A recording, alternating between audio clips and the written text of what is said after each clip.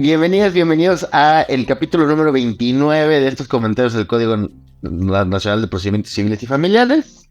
Y el día de hoy nos toca, estamos viendo el tema de las excepciones que se encuentran en la sección tercera del libro primero. Y hoy nos toca la excepción contenida en la fracción segunda del artículo 63. Erika, por favor, tú mandas cómo atendemos. Capítulo 27, ¿verdad, abogado Darío? Capítulo 29. 29, para quien no le quede claro, capítulo 29. Y vamos a llegar a los 1500, no pasa nada, nosotros no tenemos que hacer el curso, no vendemos, no vivimos de esto es amor a ser procesalistas, y por eso vamos así. Sí, mira, en procedencia de la vía, es muy interesante, Darío, muy interesante, y como somos muy finos, hay que explicar para los estudiantes, porque sé que a veces se puede confundir con la competencia, Darío. Con la competencia, a veces cuando uno estudia derecho procesal, es difícil a veces entender cómo que hay vía y hay competencia. Uh-huh. Y luego hay que aclarar también que si abrimos algunos libros de derecho procesal, los clásicos sobre todo, que hemos mencionado, Carneruti, Chiovenda, no hablan de la vía, hablan de la jurisdicción, que digamos es lo más correcto y acertado. ¿Y qué es la jurisdicción? Pues la jurisdicción, en un sentido, es, digamos, la materia que corresponderá al acto. Y por eso se puede confundir con la competencia, porque la competencia también hay competencia por materia. Entonces, por eso se puede confundir. ¿Y qué significa por materia? Pues significa que tiene que ver con la naturaleza del acto. Y la naturaleza del acto no necesariamente a veces es por la autoridad que viene, que eso también lo tenemos que aclarar porque está muy inmerso por amparo, que siempre hablamos de la naturaleza de la autoridad, y tú que eres administrativista, pues lo tienen también muy asumido de ese modo. Pero aquí, como es un código que regula relaciones entre particulares y sus relaciones de esas personas en particular, sus relaciones de familia, pues tiene que ver con ese tipo de actos. Su naturaleza es por lo que regulan o los derechos que van a estar inmersos. Entonces, también esto es importante, Darío. ¿Recuerdas que en algún episodio anterior dijimos que no estábamos exquisitos cuando decíamos que había que tener otra vida distinción entre acción y pretensión? Y explicábamos que si tenemos eso claro, nos queda claro la vía, porque un mismo acto puede tener dos vías. Ya, y poníamos el ejemplo de la vía ejecutiva mercantil y un ordinario civil, quizás para una hipoteca. Uh-huh. Entonces, eso poníamos de ejemplo. Entonces, eso es muy importante, insisto, la vía. Y aquí, para que no vean que nos inventamos las cosas y que sí estudiamos y que sí somos procesalistas, aunque nadie nos invite a dar una clase de teoría general del proceso, que además somos gratis, siempre hemos sido gratis. Ahí va la cosa, Darío. Fíjate que sacando mis textos de instituciones de derecho procesal civil en la edición de 1943, de Palma de Piero Calamandrei, uh-huh, me parece que es muy bonito lo que nos dice así. Aquí, Darío, ¿por qué lo voy a decir? Porque la procedencia de la vía o la improcedencia, es decir, definir a qué materia, qué jurisdicción le corresponde conocer de ese acto, es un presupuesto procesal, Darío. Uh-huh. Y entonces, aquí Calamandrei nos dice que ¿qué es eso de los presupuestos procesales? Son requisitos atinentes a la Constitución y al desarrollo de la relación procesal, independientemente del fundamento sustancial de la demanda. Es decir, puede ser que en el fondo yo sí tenga derecho a lo que vengo a pelear. Por ejemplo, la compraventa que hicimos, Darío, de nuestro... Me vendiste tu mansión en Monterrey. Y entonces hicimos un contrato de compraventa y puede ser que yo tenga todo para ganar el juicio, pero me equivoqué de la vía. Y en lugar de ir a demandar en la vía ordinaria civil, pues supuse que habíamos hecho una cosa como de transacción mercantil y te fui a demandar en una vía mercantil. Entonces yo puedo tener todo acreditado, que te pagué, que todo y todas las pruebas, pero me equivoqué de la vía. Entonces por eso es un presupuesto procesal. Antes de que una persona juzgadora pueda decir algo sobre si tengo el derecho o no, primero tiene que ser la vía correcta. Y aquí hay que aclarar, Darío, que esto no son exquisiteces de los procesalistas, como nosotros, que nada más nos gusta estar poniendo requisitos inútiles. Es muy importante desde el punto de vista procesal, pero primero aclarar, Darío, la procedencia de la vía ser un presupuesto. Si vemos el 16 constitucional, ¿qué nos dice, Darío? Pues nos dice que tenemos que, es una autoridad competente la que tiene que hacer algo sobre nuestros derechos, en sentido genérico. Entonces, no es una nimiedad, es un derecho a quien resuelva sobre las pretensiones que tenemos, sea el juez que le corresponde en la jurisdicción correspondiente, para nosotros la vía. Entonces no es una nimiedad, es un derecho constitucional, parte del debido proceso. Y ahora en la parte procesal es un presupuesto procesal, por lo que ya expliqué, no puede haber pronunciamiento, pero tampoco es una exquisitez y requisitos ni formalismos ni nada que digan, ay, es que los romanos llegaron hasta acá y nada más con sus cosas locas los procesalistas. No, tiene una razón de ser. ¿Por qué? Porque dependiendo de la jurisdicción y la vía que sea, pues tendremos a lo mejor normas especializadas para esa jurisdicción y esa vía. Y entonces puede ser que esas normas especializadas me den derecho a embargar para yo asegurar, y otra vía no me va a dar ese derecho. Puede ser que en la vía correcta, una vía me dé el derecho a que sea un juicio sumario, o sea, muy rápido, y otra vía no me lo dé. Entonces tiene que ser correcto, porque si no violaríamos el debido proceso. No es que nada más nos digan, ay, qué difíciles son ustedes con sus reglas.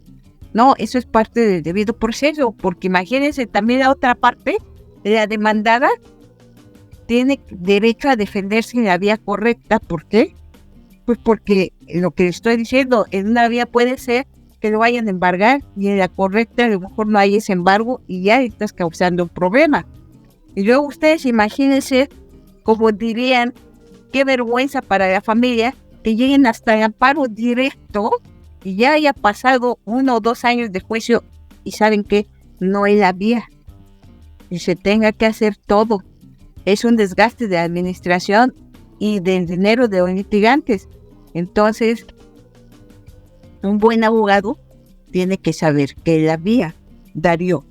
Entonces, aquí otro pedazo que nos dice Calamandrei, que es a fin de que la relación procesal se constituya en su primer embrión, son necesarios al menos 2 elementos. Esto es un órgano judicial y una demanda, por supuesto. Pero estos 2 elementos iniciales indispensables no bastan para hacer surgir un juicio. En el órgano judicial requerido, el poder deber de proveer sobre el mérito de la demanda, a fin de que este deber se concrete, será necesario que el órgano judicial tenga ciertos requisitos que lo hagan idóneo para juzgar sobre aquella determinada causa, que tenga jurisdicción y competencia. Para nosotros jurisdicción es vía, claro, insisto, nosotros lo aprendimos como vía. Y entonces, pues yo me quedaría con eso, daría con esa parte introductoria y usted saque de su ronco pecho que además le debo agradecer que se desvele hasta estas altas horas de la noche para que podamos hablar de derecho procesal. Eso se agradece mucho, Dario. No, por el contrario, yo estoy feliz haciendo estos ejercicios. No, Erika, a ver, a mí me gusta mucho todo este ejercicio que acabas de hacer porque además nos va a ser muy útil para en el capítulo siguiente que veamos incompetencia, porque básicamente todo lo que acabas de explicar acá funciona esencialmente para la incompetencia, independientemente de que allá veremos otras variables. Pero yo, si acaso la única acotación que quisiera hacer, creo que en la práctica estamos muy acostumbrados a verlo como un tema de competencias. Es como en la Ciudad de México había jueces de arrendamiento, ¿no? Y hay jueces de lo civil y hay jueces de no sé. En Nuevo León había juzgado civil oral, juzgado civil, todas esas variables, ¿sí? Y esto se está moviendo. El punto es que esta cámara piensa sola y se muere. El punto es que de los procesalistas fue esto porque no distinguen que es la vía de la competencia. Y en lugar de jalarme de que los pies por la noche me están jalando la cámara para que se ubiquen. No, pero y como de nuevo, y ahí sí creo que tiene que ver como cada estado tenía su código de procedimientos y al mismo tiempo cada estado expide su ley orgánica del Poder Judicial. Entonces, más o menos cada estado lo que terminaba haciendo era asignar los juicios a las competencias de los jueces. Y acá yo creo que vamos a empezar a ver algo que tenía mucho que no se veía, que quizás es la parte que falta. Este código regula cuando menos, ahorita sí de golpe, para este efecto de la vía, regula un juicio oral sumario, un juicio oral ordinario y un juicio ejecutivo civil oral, entre otros. Idóneamente puede pasar que sea el mismo tipo de tribunal, juzgado, juez, jueza, el que tenga competencia para estos tres juicios. Y ahí queda muy claro esto que explicabas tú, Eric, en el sentido de que pues cada uno de estos juicios tiene reglas particulares y ahí está como el otro enfoque que a veces perdemos de vista. Pudiendo un mismo juez, jueza, conocer de distintos juicios, el actor puede haber incurrido en un error cuando se presentó a demandar. O sea, pudo haber llegado con una demanda de tipo ejecutiva, el juzgado por alguna razón no observa que no resulta procedente porque no trae título ejecutivo o que traiga pareja de ejecución, lo admite como ejecutivo y el demandado lo primero que va a hacer, justo el caso que comentabas tú, y que dice, oye, no, esto no es la vía porque ese no es un título ejecutivo y promueve su excepción. Pero creo, insisto, como gran parte de lo que explicaste sirve para también distinguir incompetencias cuando el actor cae en un juzgado equivocado.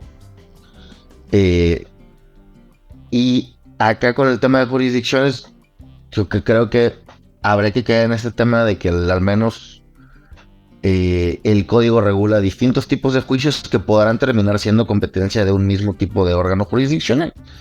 Y entonces ahí sí, la versión muy simplificada es eso, es para cuando el actor se equivoca y elige un caminito que no era, elige el sumario en lugar del ordinario, elige el ejecutivo en lugar del ordinario, y entonces el demandado contesta con esto y decir, oye, no, juez, jueza, aquí este cuate está equivocado y tú estás equivocado por admitirle el trámite. Vamos a regresarnos al trámite que corresponde. Y ahí yo sería el único que comentaría, acotando ya esto que nos das a entender. Pero creo que explica mucho la regla que tiene el artículo 65 cuando dice, bueno, se declaró improcedente la vía, listo, se declara fundada, y lo único que haces es mandar el juicio a la otra vía que le corresponde, declarando la validez de todo lo actuado, independientemente de que haya que regularizar algún procedimiento por las diferencias procedimentales que hay entre un proceso u otro. Pero eso está pensado básicamente porque es ante el mismo juez de buena fe, con el único error de la elección en el tipo de procedimiento, y en esa medida no vale la pena lunar cualquier otra cosa, nada más estamos cambiando el caminito. Fuimos de la carretera, nos fuimos a la libre, de la de cuota a la libre, o de la libre al empedrado, no sé, y entonces pues pasemos por ese caminito por el que hay que ir. Yo realmente sería el único que comentaría, Eric. Pues podemos darle palomita al legislador con ese artículo 65, Darío, porque recuerdo que sucedía los juicios federales de carácter mercantil, si no mal recuerdo, la vía ejecutiva y la ordinaria. Y aunque fuera el mismo juez, decía, no es la vía y te pongo aquí tus documentos. Y al no decirles, pues las partes pueden no saber que existe otra vía. Y entonces, como tú bien dices, era el mismo juez, posiblemente en jurisdicciones, jueces de distrito, que es el único que llevaba toda la competencia de todas las materias, amparo, procesos penales y demás, y le decía, te dejo a salvo tus documentos, tus derechos, y pues lo que tienes que hacer lo que corresponda, que era un poco lo que hablábamos en el episodio pasado. Entonces 65 me parece que pues es muy bueno para proteger la tutela judicial efectiva y el acceso a la justicia. Si ya está ahí y demás, nada más regulariza para que sí se lleve con las normas procesales correspondientes. Entonces eso me parece muy importante, y abonaría lo que dices de sí, la confusión, Darío, puede ser porque en esto de competencia y vía, además de ver esta codificación, como tú bien dijiste, tendríamos que ver las legislaciones que regulan la organización de los poderes judiciales de cada estado, sus leyes orgánicas. Y entonces también eso es lo que siempre ha llevado como a la confusión de vía con competencia, porque siempre hay que tomar en cuenta eso. Entonces aquí yo acotaría a lo siguiente, Darío, que esto lo tienen que leer con lo que diga la ley orgánica de estado o entidad en la que van a iniciar su juicio. Entonces eso es muy importante, Darío, pero esa confusión es creo que normal de entender por eso nos odian a los procesalistas con estas cosas tan exquisitas que tenemos, pero a mí me parece que no es una exquisitez, no es algo meramente procesal, bórrelo y ya, porque tú bien lo dijiste, cuánto tipo de juicios tenemos en un solo ordenamiento, en una sola materia. Entonces, esto es muy importante, Darío. ¿Y algo más que quieres agregar? No, aprovechando, que qué bueno que comentas eso de lo que pasaba en otro tipo de juicios, donde lo que terminaban haciendo cuando había un error en la vía era declarar fundada la excepción y dar por concluido el juicio, o un sobreseimiento del juicio, o una conclusión del juicio por error en la vía. Y eso tiene un efecto bien perverso, en el sentido de que lo que normalmente genera o puede generar es que haya transcurrido la prescripción para el actor. Y esto, o sea, la jurisprudencia abunda en ejemplos de esto, en administrativo. En administrativo, antes de la última reforma importante a la Ley Federal de Procedimiento Contencioso Administrativo, teníamos un juicio ordinario y un sumario. Conocía el mismo tribunal con algunas particularidades. En un caso conocía el tribunal completo y en otro caso uno de los instructores. Pero cuando se introdujo ese juicio sumario versus el ordinario, el sumario tenía un plazo de 15 días para promoverse y el ordinario tenía 15 días, o 30 días.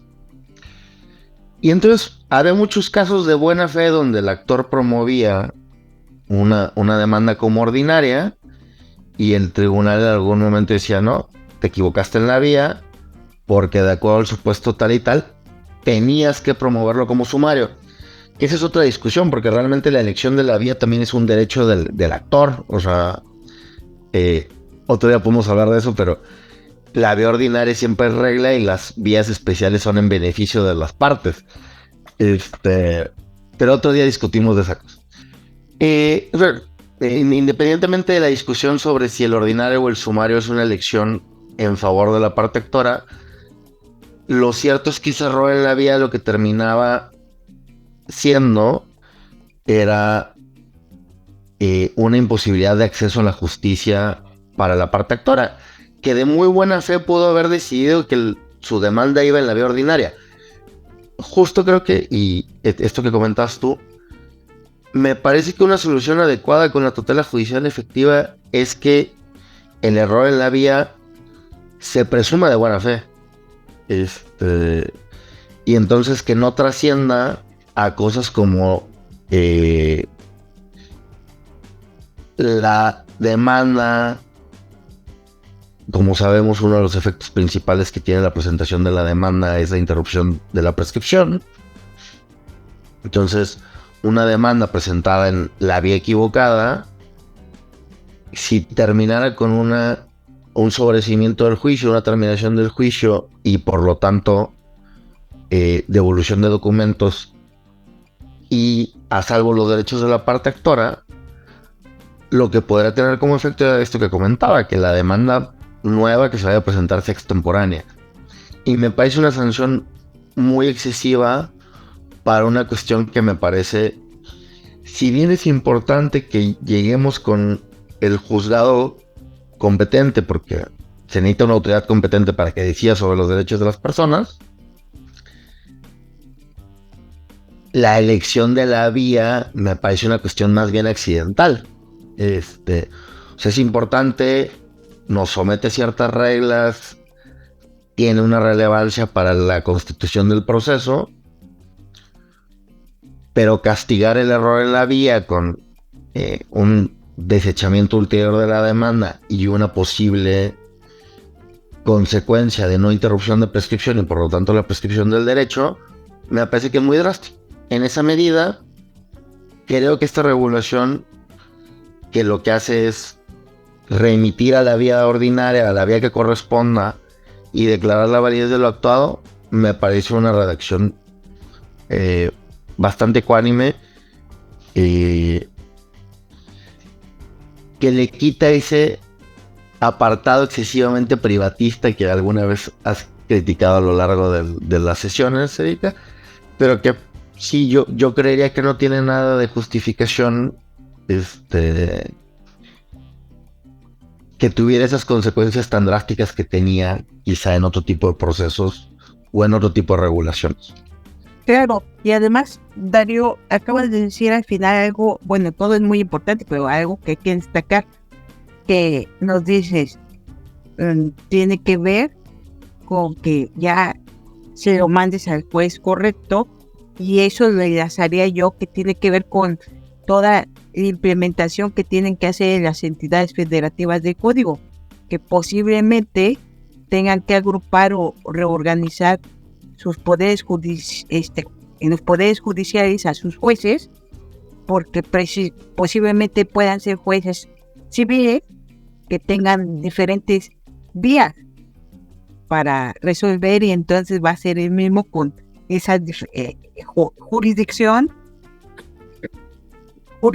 diferente con la misma competencia. Ajá. Entonces, De acuerdo. Eso es adecuado porque van a tener que reorganizarse de acuerdo a lo que les está dando. Me parece que las leyes orgánicas de los poderes judiciales de las entidades tendrán que adecuarse a cómo está esta situación. Entonces eso también lo destacamos para que no digan que nosotros nada más nos fijamos en lo malo.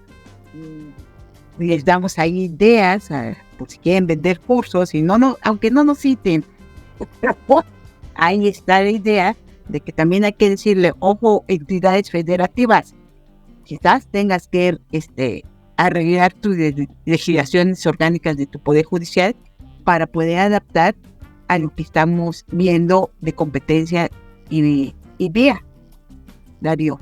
Entonces, De acuerdo. Nada más quisiera agregar algo, Darío, que tiene que ver con lo que nos estás diciendo de que era una carga excesivamente pesada, y pues me parece que cada vez más los procesalistas nos quitamos de esa rigidez de formalismos en las interpretaciones, y el amparo es un buen ejemplo.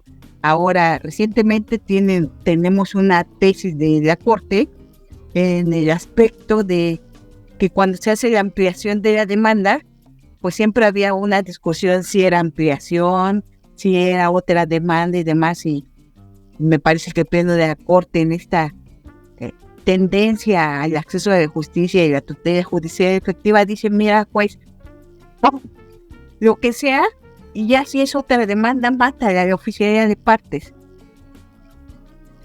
No se la deseches. Entonces, esa es una prueba más de estas situaciones. Luego, eso que dijiste de la prescripción es súper importante porque generalmente pues la prescripción puede interrumpir otro tipo de plazos, y en amparo pues ya se había tenido de algún modo. Eso que dijiste es muy, muy, muy bonito, Darío. Ya ves cómo a veces se te puede olvidar esa teoría que tú manejas procesal y puedes venirte al lado de la luz y dejar el lado oscuro. Entonces eso lo dijiste muy bonito, Darío, poéticamente dijiste. Es que a veces no es de mala fe que te equivoques de la vía, y es una consecuencia muy dura a algo que no desconocías porque puede ser muy técnico. Por ahí hay unas tesis. Todo esto que comentamos se los vamos a ir dejando, Darío, para que las personas que nos escuchan, estudiantes, curiosos, litigantes o quien sea, ahí tengan acceso y vean que no nos inventamos nada de esto. Ya había tesis, por ejemplo, en amparo, porque también amparo tiene vías, la vía del directo y la vía del indirecto. Y entonces, pues, si te equivocas en la vía, pues ahí ya es cuando lo presentaste, y ya cuando llegaba el otro de la vía correcta, pues a lo mejor ya no estabas en el tiempo, ¿no? Entonces, por ahí hay una tesis de la primera sala que dice que, pues, una vez se te puede entender que te hayas equivocado y se piensa que no es mala fe, y lo pueden mandar a la vía correcta y se va a interrumpir el plazo y se va a entender que lo presentaste oportunamente conforme a tu error. ¿Sí me explicó? Entonces eso es muy importante. Todo esto va, insisto, con la idea del acceso a la justicia. Entonces, también yo me preguntaría, lo estamos viendo desde este lado, pero desde el otro lado, Darío, pues, y el civil sí es entendible de que si tú fueras a defender a la otra parte, Darío, yo ya no sé si serías tan poético de decir, ay, es que fue un errorcito y es una consecuencia muy fuerte. No, yo, perdón, pero siempre me ha parecido. Iba a decir, discúlpenme los civilistas de cepa colorada que están escuchando. A mí, cuando yo practiqué civil en mis tiempos de estudiante y estuve en un colegiado civil, a mí una de las cosas que me desesperaba era ver una cantidad de incidentes y contestaciones que fueran punto por punto. Y yo, peleense el fondo. O sea, esas discusiones sobre si es patear el bote nomás por hacer. Y yo sí que parece que aquí me alejo de mi teoría del derecho procesal como tenis, Pregunté. como parece un alejamiento del ping pong o el tenis, el procesal, pero siempre voy con esta idea, vamos al mismo juego, por el mismo árbitro, entonces, maestro, te equivocaste de cancha, esta era cancha de pasto, no de tierra, vamos a la de tierra, o sea, te da, sí, sí, esto. Yo solo estoy salvaguardando tu congruencia. Yo por eso te pregunté, para que quede claro. Ya nos diste una razón que me parece que es buena tu razón y ya era para aclarar, Darío, a tu público, a tus fans. Bueno, el único que tenemos valiente. Digo, siempre habrá gente que diga que la defensa diligente implica hacer valer todas esas cosas y yo creo que se tienen que hacer valer, ¿no? O sea, parte de la diligencia es que hagas valer. Ya está aquí en el 65, entonces ya así también se solventa y como tú dices, se ahorra la situación de estar alargando un juicio a través de unos incidentes y demás. Mejor hay que solucionar el caso en el fondo. Ahora, y esto lo dejo ahí como duda. Hay muchos abogadas que cuando ven ese tipo de errores, a veces pueden llegar a optar por decir, bueno, aquí nos la jugamos a no comparecer. En el caso me parece arriesgado, porque si no compareces a hacer valer la excepción procesal, Uh-huh. sí, Sí, así no se podría ya hacer esa jugada maestra. sí, Entonces, qué bueno, pero que conste, aquí el que está dando consejos al litigante es ese litigante. Yo, no. no, que no los tomen, porque yo no hago civil, yo nada más entiendo la parte teórica. Nada, va. Yo solo quisiera aclarar algo que va a abonar a nuestras ideas, Darío. También, a ver, tú dijiste algo también muy, muy importante. Sí, te escucho perfectamente todo lo que dices. Y dijiste en tu intervención, en la primera, es que puede ser que tú tengas un título ejecutivo, pero no necesariamente sea una vía ejecutiva la que corresponda. Entonces esto es muy importante. Yo dije, bueno, la vía tiene que ver con la naturaleza de lo que voy a pedir. Y entonces, aquí en donde veo esa naturaleza, hasta dije, no se confundan con el acto como los administrativistas, que está muy ligado al amparo, a la autoridad, al tipo de acto. Y aquí abona en lo siguiente, Darío, pues nosotros fuimos muy empáticos en hablar de que era mejor, en lugar de seguir teniendo el error de hablar de acciones, se debería hablar de pretensiones. Pues sí. Esto es de uno de los puntos en los que nos da la razón. Cuando se va a ver la vía correcta, yo no veo en cómo denomines la acción. Yo tengo que ver las pretensiones. La pretensión.